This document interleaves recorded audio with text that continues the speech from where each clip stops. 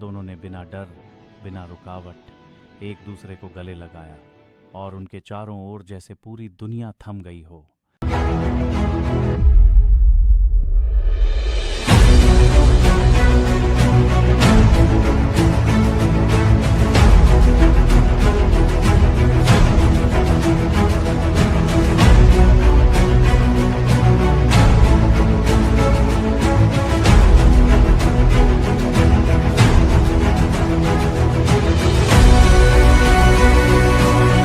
नमस्कार दोस्तों, future of love में आपका स्वागत है। तो शुरू करते हैं अपनी कहानी का तीसरा भाग। लवासना की ट्रेनिंग पूरी हो चुकी थी। अब दोनों को अलग अलग कैडर में पोस्टिंग मिल चुकी थी। राहुल को एक बड़े शहर में जिम्मेदारी मिली जहां अपराध और राजनीति का गहरा जाल फैला था। रेखा को पास के जिले में तैनाती मिली। दोनों को लगा था कि ट्रेनिंग के बाद मोहब्बत शायद पीछे छूट जाएगी, लेकिन किस्मत ने उन्हें फिर एक ही कहानी में बांध दिया। राहुल को एक बड़े गैंगस्टर के खिलाफ ऑपरेशन की जिम्मेदारी मिली।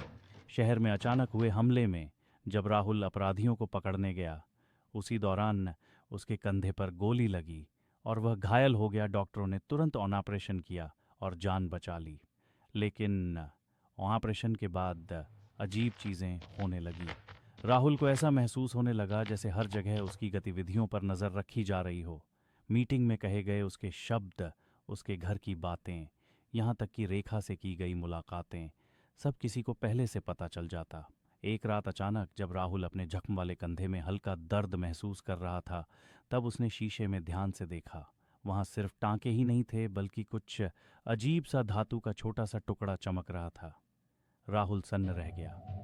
जांच कराने पर पता चला, गोली निकालने के दौरान अपराधियों के गिरोह ने उसके कंधे में एक माइक्रोचिप डाल दी थी। ये चिप न सिर्फ उसकी लोकेशन ट्रैक कर रही थी, बल्कि उसकी बातचीत और हरकतें भी रिकॉर्ड हो रही थीं।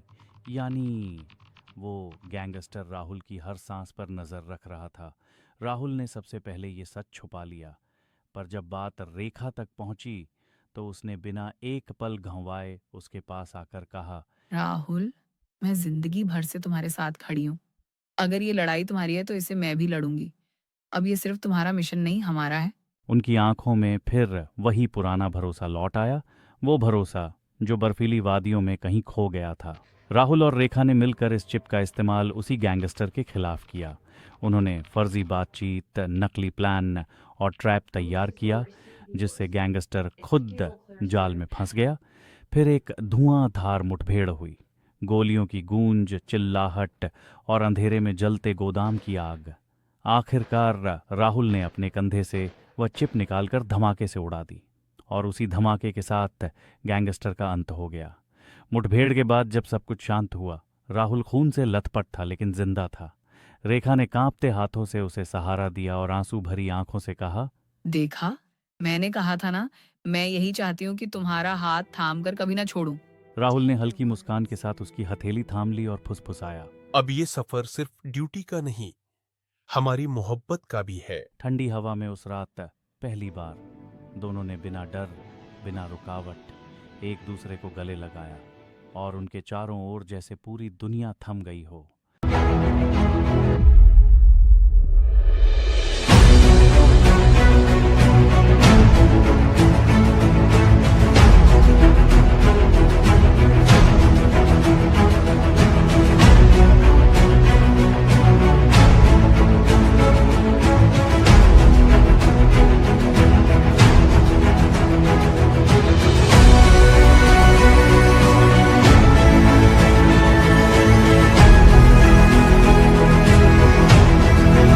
लवासना की वादियों से शुरू हुई उनकी कहानी, जिम्मेदारियों और संघर्षों से गुजरकर आखिरकार मोहब्बत के उस मुकाम तक पहुंच गई जहां प्यार और विश्वास ही उनकी सबसे बड़ी जीत थी।